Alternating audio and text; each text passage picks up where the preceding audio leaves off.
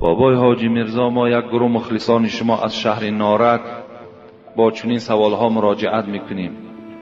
شخصی که در رمضان روزانه زنا کرده است و پیش در آمدن نماز خوانده است، حال این چی می شود؟ این جواب ندارد. از این بدبخت کسی نیست. در رمضان روزانه زنا میکند، شب امام است.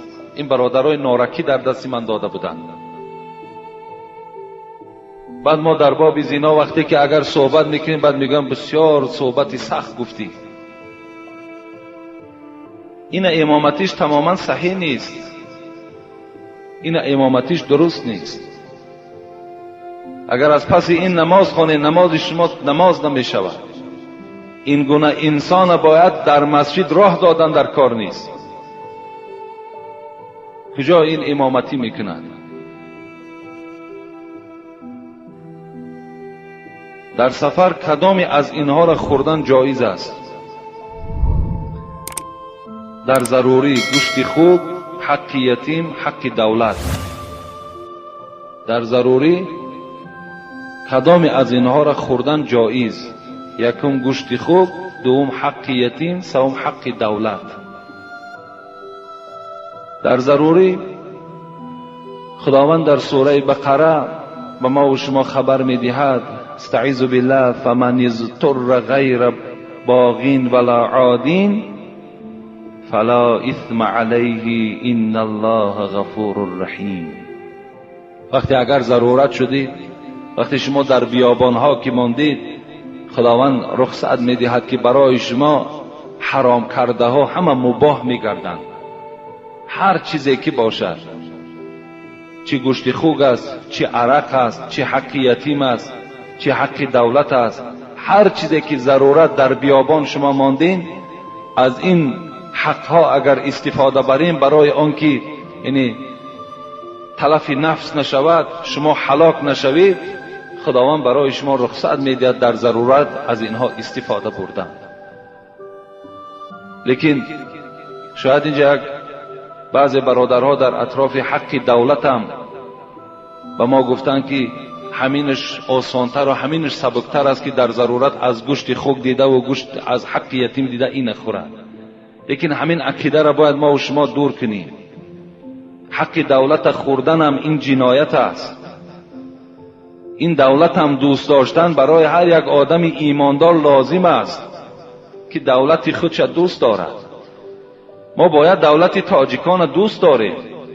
وقتی حق ای را میخوریم، وقتی عمارت ها در سومهای کرایی میکنیم، تله و تاراج میکنیم، وقتی یک سرور دولت آبادی خواهد ما ویرانی خواهیم، این چی میشود؟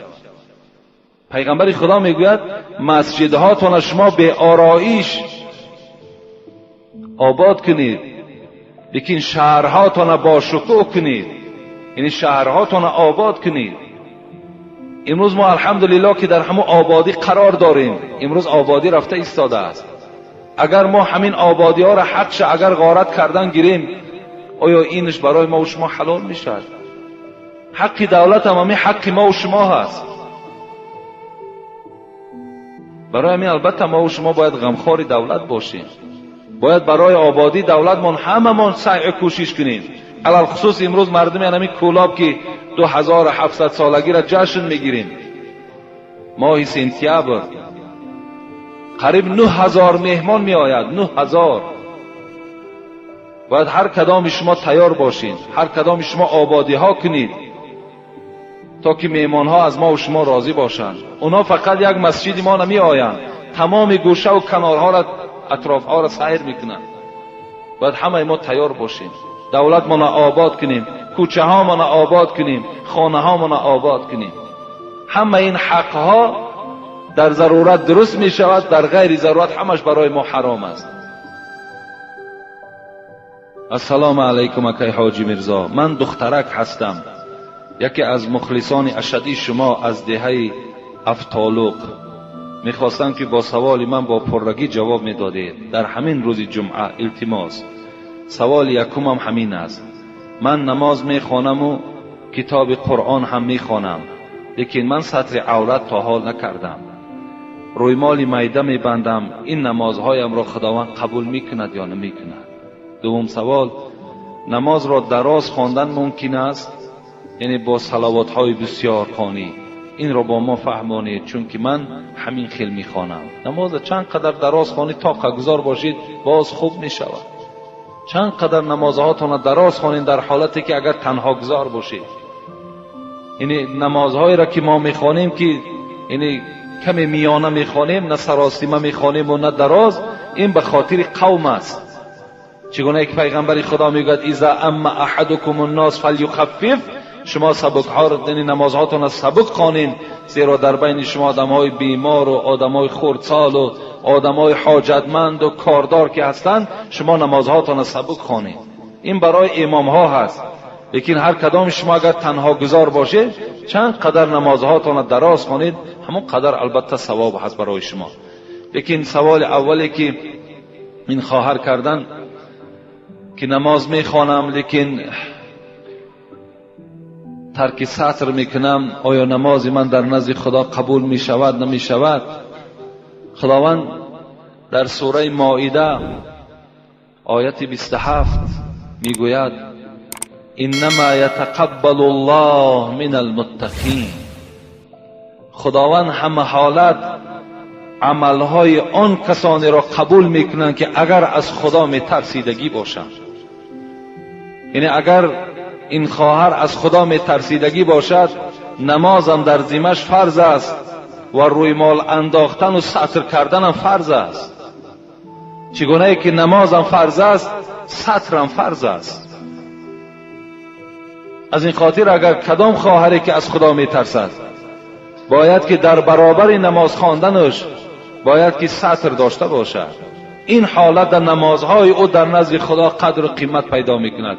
این حالت در این نمازها در نزد خدا قبول میشود. لیکن نماز خوانی و ترک سطر کنی، نماز خوانی و بی حیایی کنی، نماز خوانی و در تویها رقاصگی کنی. ولی یک دخترک قطعی صحبت شدیم، در یک جا ما رفتیم، بسیاری ها بودن، گفتن من نماز ما میخوانم لیکن همین معرکه ها در رقص میکنم. این چی میشیده باشد؟ اگر این گونه عمل ها داشته باشین، این نمازهای شما نماز نمیشود. این معلوم است که تو از خدا نمیترسی. زیرا خدا در قرآن میگوید ان الصلاة تنهی عن الفحشاء والمنکر. نماز باید چنان نمازی باشد که صاحب خودش را از تمام کردارهای بد باز دارد. یعنی این نمازی که انسان از دزدی باز نمی دارد، از عرق نوشی باز نمی دارد، از زناکاری باز نمی دارد، این نماز نیست. گفتن السلام علیکم داملای عزیز، دعا کردن در سجده در کدام نماز جایز است؟ در فرض، سنت یا نفل؟ در هر نمازی که اگر شما خواهید که در حالت سجده دعا کنین، در همه نمازها صحیح می شود. این فقط برای آدمهایی که تنها گذار باشند، برای امامها، برای اون که با قوم که وزنینی که می آید، در این حالت ما چیکار نمی کنیم؟ در حالت سجده دعا نمی کنیم. موی بلند در امام بودن خلل می رساند یا نه؟ البته برای امام، کسی که ملا امام است، اگر لباس های خاصه داشته باشد، یعنی این بهتر می شود که اگر چه از سله انداختن و چه از جامه پوشیدن و چه از مثال موی کم داشتن، اینهاش بهتر برای امام است. اگرچنده که پیغمبر خدا گفتند من کان له شعر فلیکرمه، کدام امتی من اگر موی سر داشته باشد با که ندارد گناهگار نمی شود، فقط موی سرش تازه نگه دارد. موی سر داشتن در اسلام گناه نیست. موی سر مانین. کدامید موی سر دوست می دارید موی سر مانین، کدامید دوست نمی دارید سر تراشیدن از سرتون تراشین. چی تراشیدنش چی گذاشتنش همش سنت است، درست است.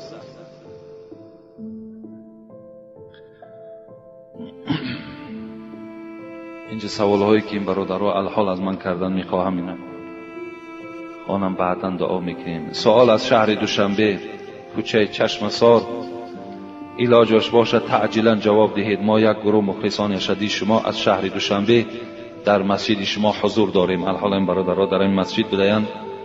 السلام علیکم اکای حاجی مرزا، و شما یک چند سوال داریم. آیا از دسترخوان جوگی یا از دست آنها یگان چیز گرفتن درست است یا نه؟ یعنی اینها را خدا رحمت کند صاحبان یعنی کتاب‌های 4 کتاب اینا میگویند که از دست جوگی چیزی نگیرین، یا که از دسترخوان جوگی چیزی نخورید که این فقر بالای شما می آرد. این حکمت ها دارد، این حکمت دارد.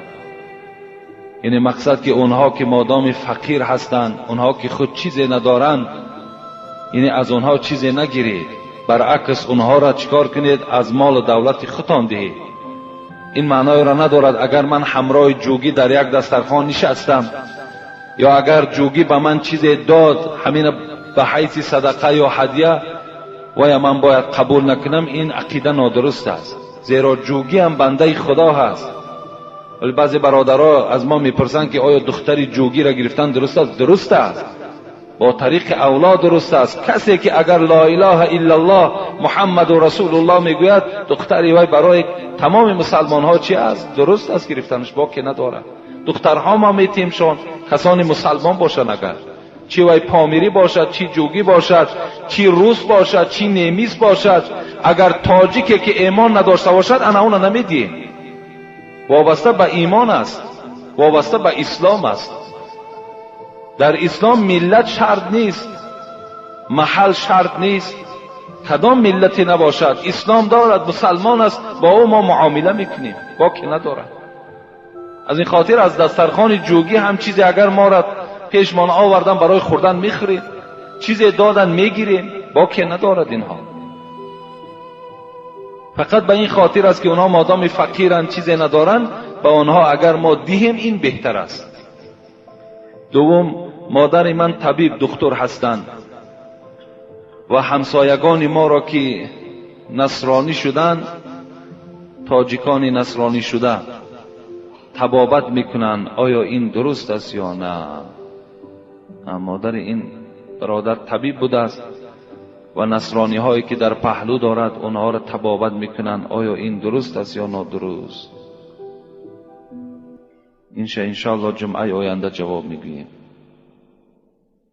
سوم، در بیگاه بعد نماز عصر رو به چین خانه منع است. نه، من نیست، جایز است. هر زمان رو به چین خانه را کردن گیریم. پاکیزگی خانه هم ان الله جمیل یحب الجمال، خدا زیبا است، پاکیزه است. ان الله النظیف یحب النظافه، هر زمان خدا پاکیزه است، پاکیزه ها را دوست می‌دارد.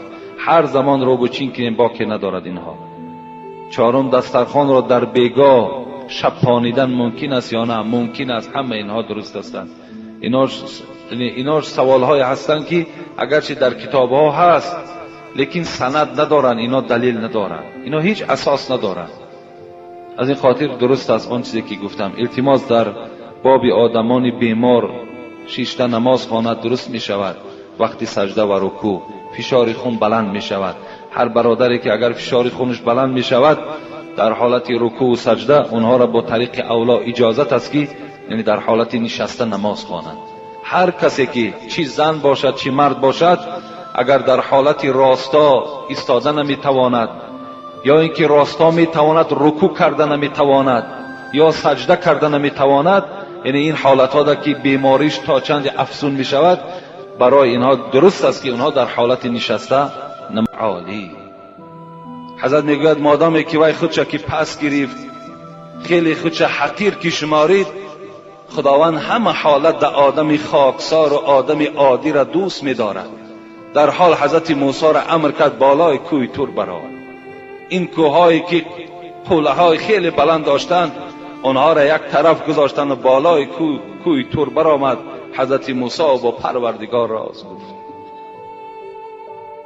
از این خاطر اگر شهرت طمع داری، رفیقی بید مجنون شو. شاعر میگوید میخوای که شهرت در روی دنیا بلند شود، اگر شهرت طمع داری، رفیقی بید مجنون شو، که او هرچند بالا می رود سر بر زمین دارد. میگوید شما اگر خواهید خاکساری را یاد گیرید، رفیقی بید مجنون شو. همین مجنون بید بینید، اگر نوده های او را راست کنید چند قدر بلند است، لیکن هر چی بالا می رود باز همون نوده هاش به طرف پایان مایل هستند. هر کسی می خواهد که شهرت پیدا کنند میگوید با همین بید مجنون برای او درس است.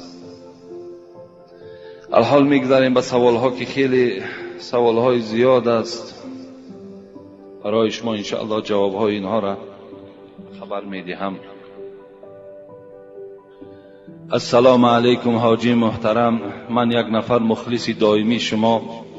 من به شما سوالی دارم و از شما التماس دارم که با سوال من خود همین جمعه جواب گردانید.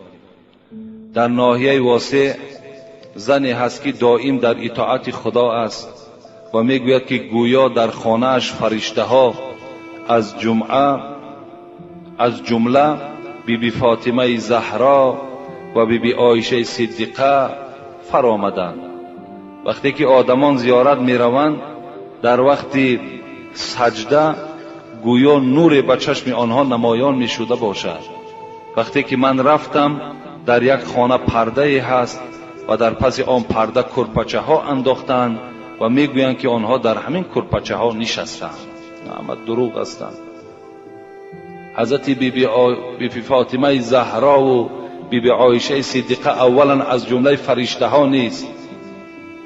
اینا از جمله فرشته ها نیستند، اینا از جنس آدمند. این دختر پیغمبر و زن پیغمبر است. فاطمهش دختر پیغمبر، عایشه صدیقهش زن پیغمبری خداست. از این خاطر با این نوع زنهایی که این گونه دعواها دارند شما هیچگاه نزدیک نشوین. الحمدلله که امروز خیلی فهمیش شما بلند شدگی است. اگر باز به همین فهمیشاتون شما رفتن نزد همین خیل زنهایی که اینا جن دارن، اینا جنوره هستن، اینا بیمارن، یعنی جن خودش را در همه صورت در آورده میتواند مگر در صورت حبیب خدا در آورده نمیتواند.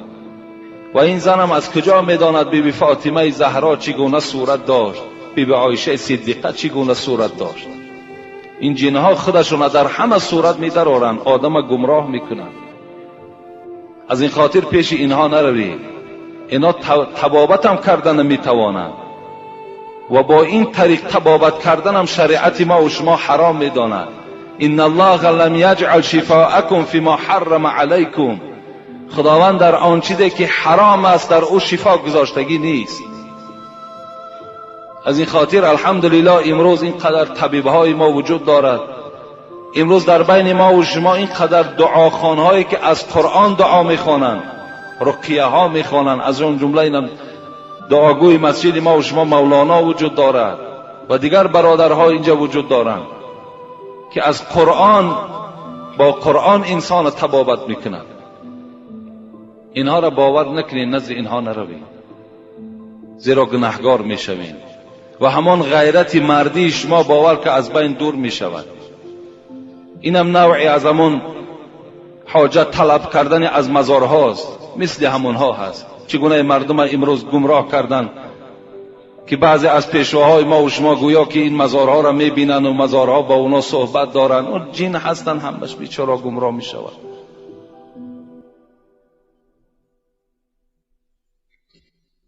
نروید پیش اینها. السلام علیکم اکای حاجی مرزا، زنها بی مشکل کشا میکنند، درست است یا نه؟ من به همه شما یک سخن میگم، همت آگاه باشیم برادرای عزیز. من هر یک سخنی که برای شما میگم وای سند دارد، وای دلیل دارد. من از پیش خود هیچ صحبت کردن نمیتوانم، زیرا این صحبت های مرا تمام جمهوری گوش میکند و در هر یک فتوایی که من برای شما میدهم من در نزد خدا مسئولم، جوابگرم. شاید که من از شما دیده از خدا بیشتر ترسم، شاید. از این خاطر من آن چیزی که میگم فقط برای آبادی اسلام است، برای پیشرو اسلام است، برای بیدار کردن شما است. از این خاطر فقط و فقط مدد از الله پرسید خلاص.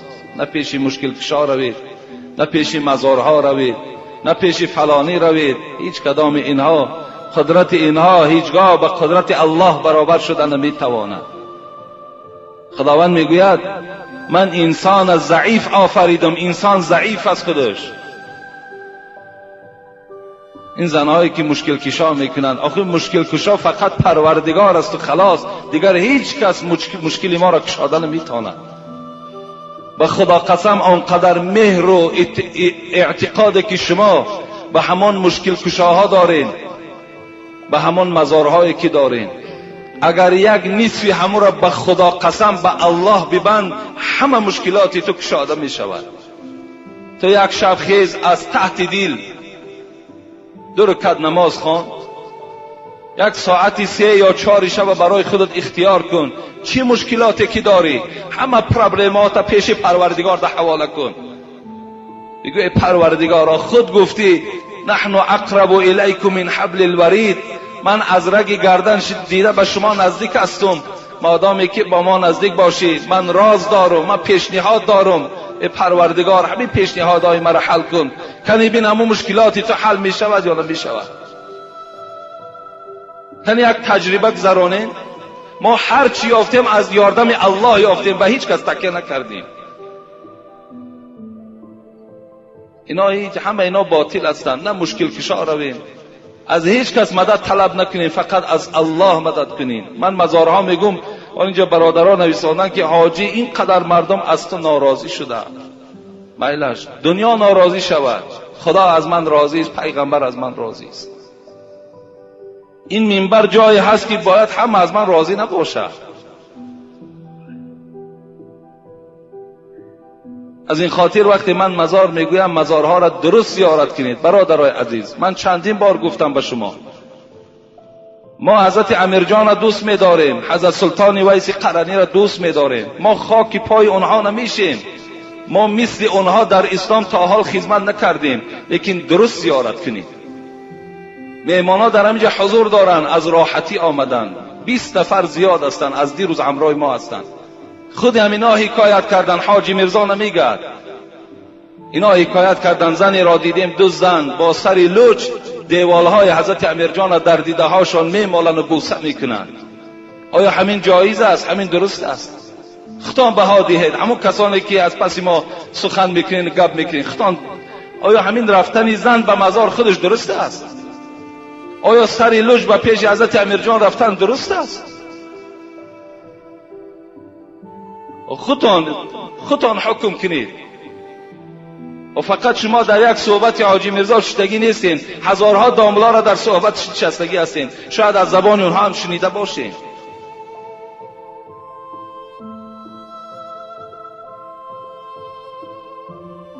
انشاءالله حضرت امیرجان از ما به نهایت راضی هست، به نهایت راضی هست که ما مردم به راه درست دعوت داریم.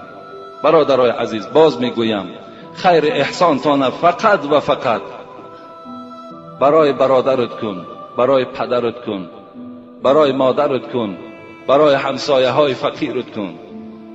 امروز حضرت مولانا در دوشنبه ای میاسکم بیند دزیا در اونجا گوسفند میکشن. همین درست است؟ همین میاسکم بینتی که میگویه مثل همون مزار گوسفند کشی ندارد. در کدام جای کتاب هست؟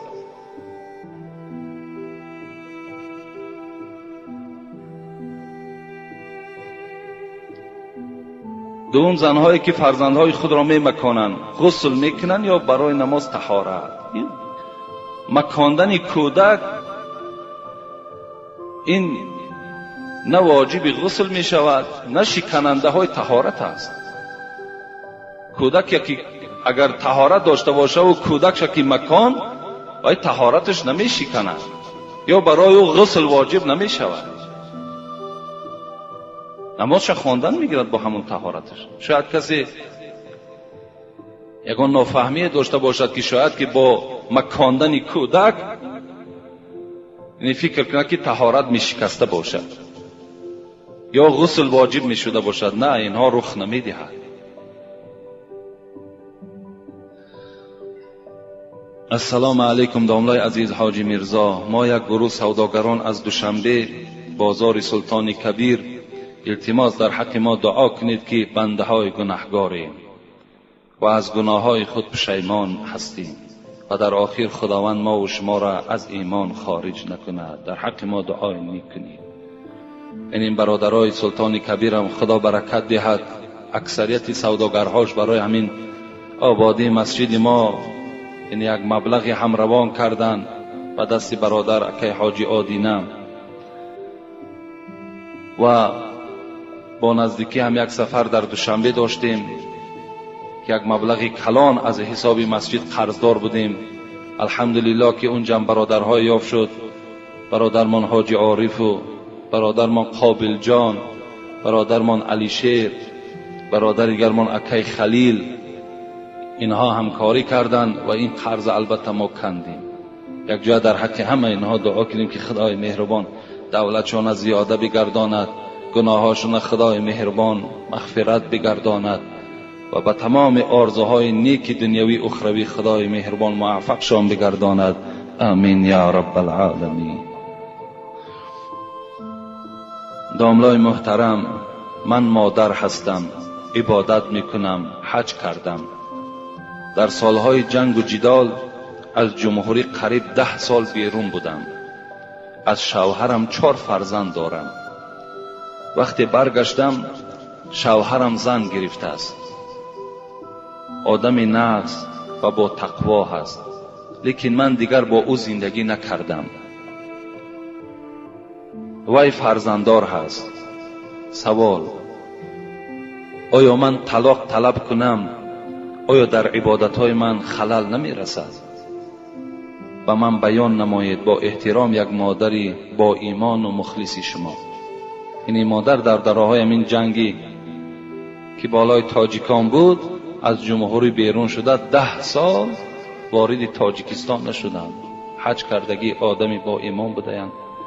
آمدن که الله که شوهرش زن گرفته است، دیگر با این شوهر این زن نیت زندگی ندارد. حتی خواسته است که اگر طلاق طلب کنم آیا در عبادت من یگان خلل و زلل پیدا می شود یا نه؟ پیغمبر خدا می گوید: ایما امرأة صلت خمسها و صامت شهرها و احسنت فرجها.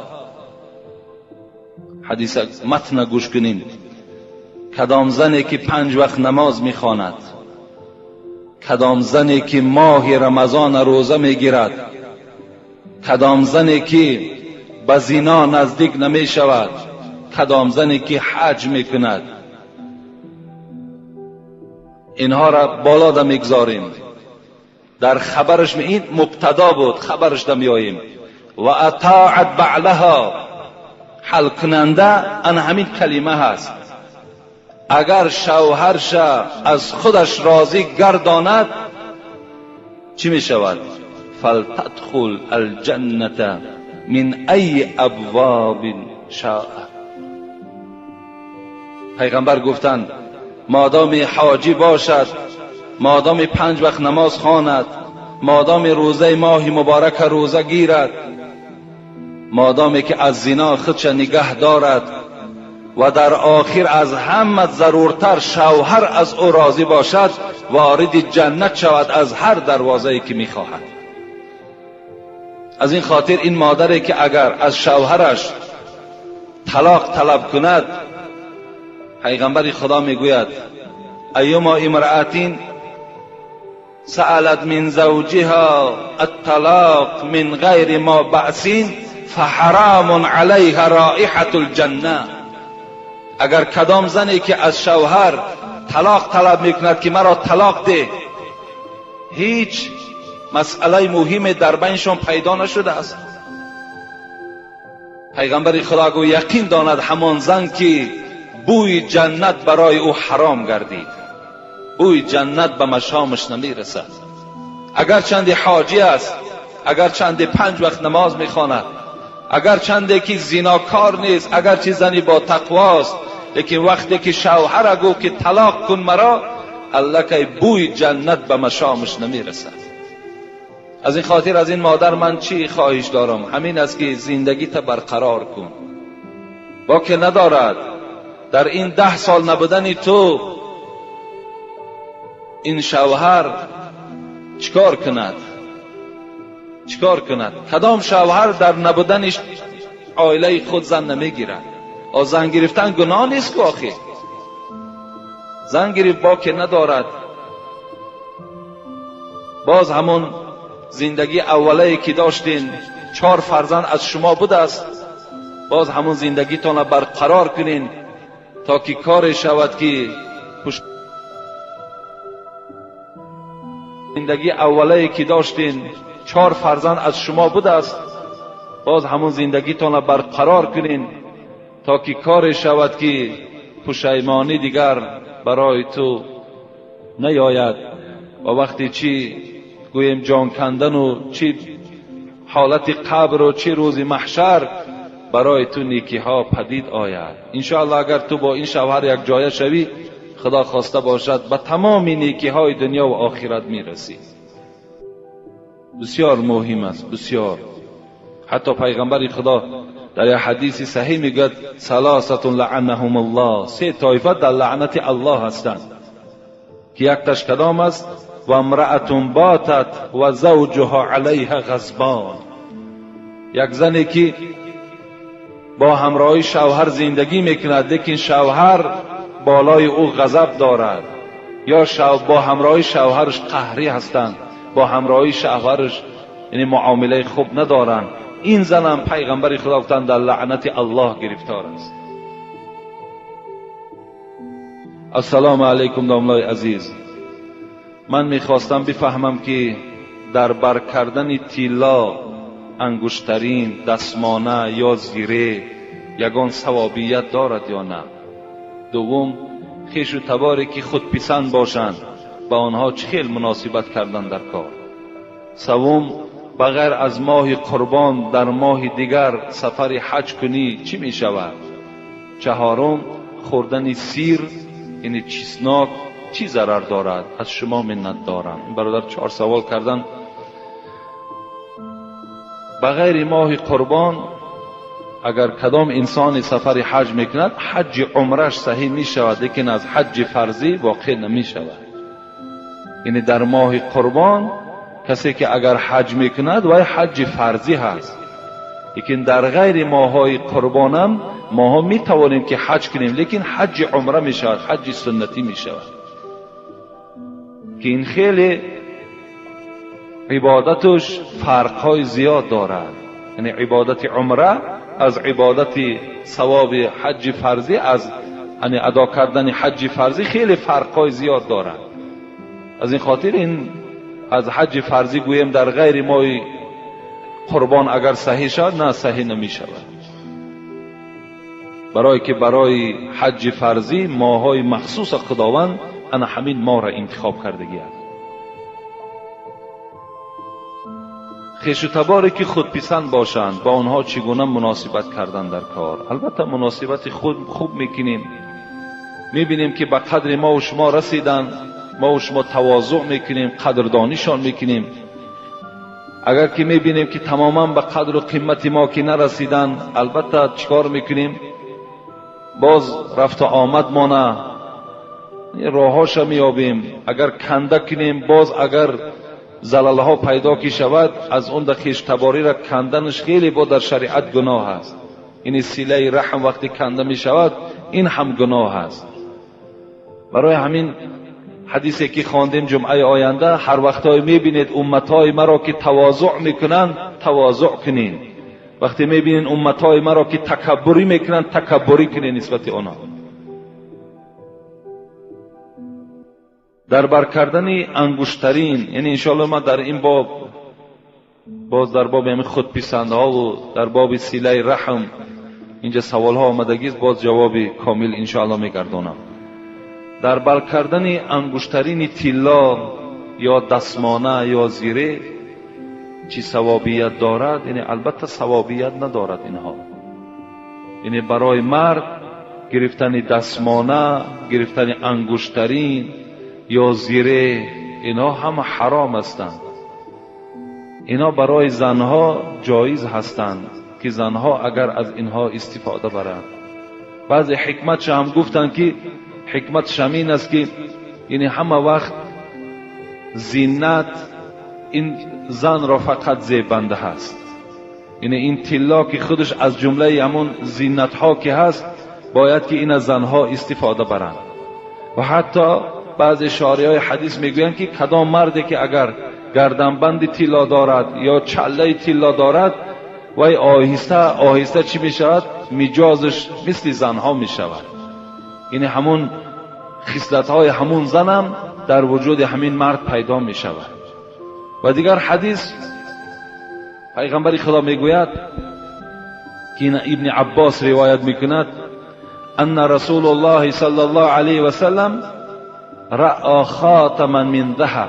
با یک جوان سلام کردن که دست پیغمبر خدا میگه در انگشتری طلای این جوان رسید.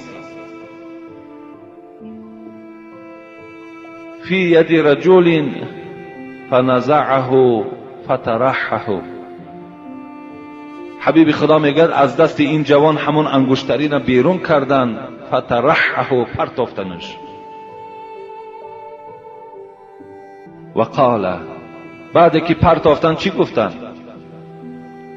یعمد احدکم الى جمرة من نار فیجعلوها فی یدی. آیا شما میخواهید که پاره از آتش دوزخ در دست خود نگه داره؟ و طرف این جوان گفت فقیل للرجل بعدما ذهب رسول الله صلی الله علیه و سلم خذ خاتمك انتفع به. و حبیب خدا میگه رفت، چله در زمین پرتافتگی. اطراف رفیقاش گفتن، ای برادر گفت حبیب خدا رفت گیر، گفت چله را از زمین بردار، انتفع به، میلش در دستت نکن لیکن در یگان کار زندگیت استفاده ببر. این جوان چی گفت؟ این سخن جوان همون جوانهایی که انگشترین دارن یا گردنبند دارن.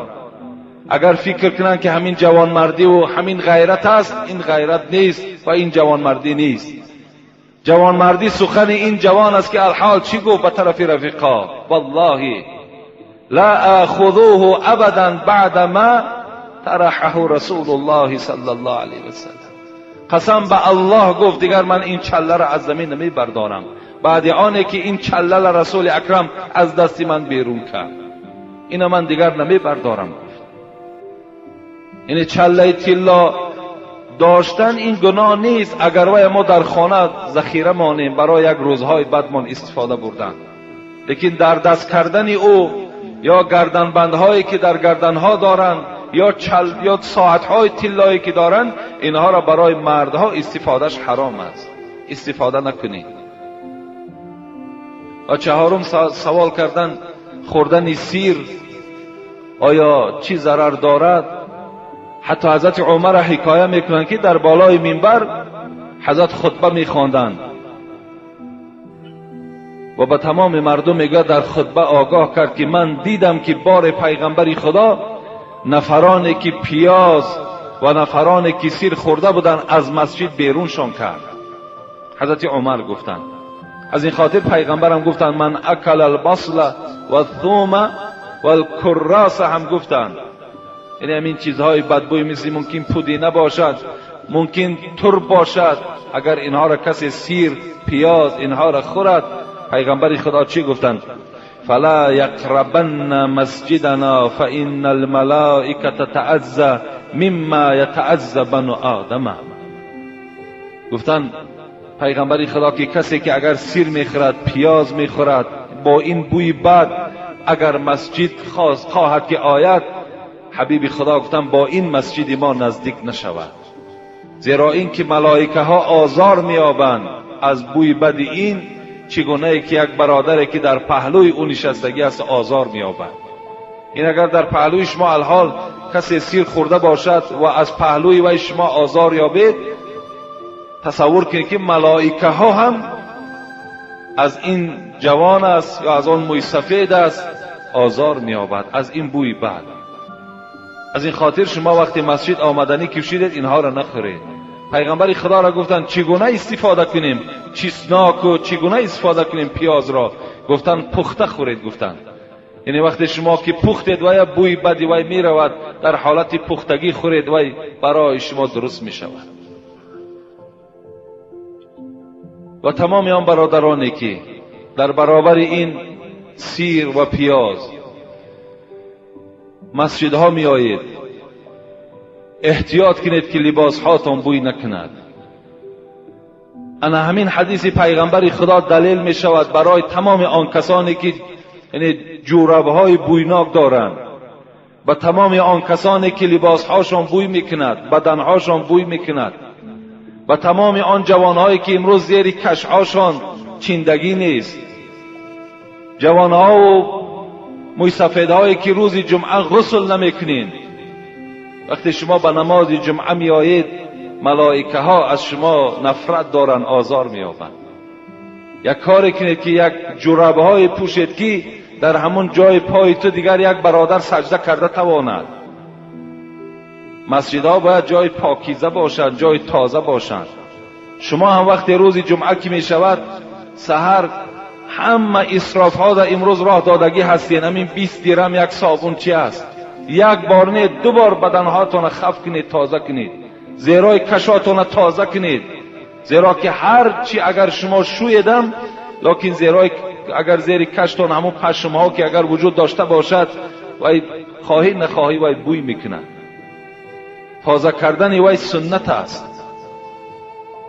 اگر در پهلوی کدام شما از برادرهایی که همون جوراب های بویناک دارن، اونها را شما میتوانید که با طریق اولا خبر دهید که برادر آخه این جوراب تا بدر کن، از بوی بدی تو ما دیگر در این پهلوی تو نشسته نمیتوانیم. شما این در قادر هستین و این در حقوق هم دارین. شما